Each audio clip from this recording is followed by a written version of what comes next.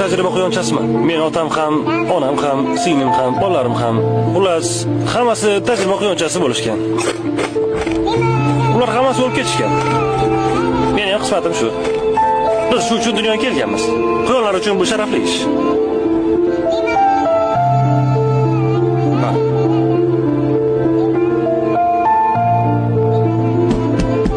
Haya.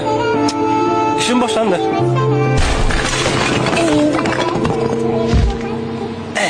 Juda ham qo'rqinchli, ha? Lekin men shunchaki ishimni qilyapman. Hoy, Ralf. Qayerda bichevchi gruppa? Ha, ularmi? Ketimdan yurishibdi va qanaqadir hujjatli film olishdi. Ularni iltimos qil, bizni qutqarsin. Qutqarsin, bu yerni olib ketsin. Qutqarsin. Yordam bering, qo'rqib qaranglar bizni. Men eshitdim. Okey. Menga qarang. Bu joyni kesib tashlab bo'ladi-ku, ha?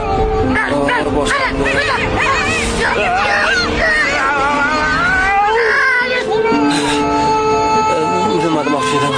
Sizlarga murojaatim hayvonlarga yoqqa qarasangiz. To'g'ri turib. Ha, uzr. Men to'g'ri turdimmi? Ha, bo'ladi. Xullas, nima demoqchi edim?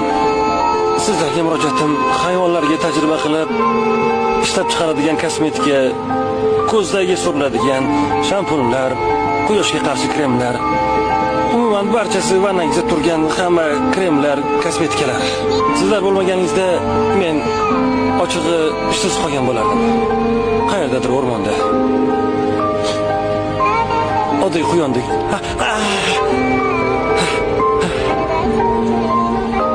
Hammasi zo'r. Sizning chiroyingiz uchun hayvonlar ozor chekishi yoki qurbon bo'lishini bilarmidingiz?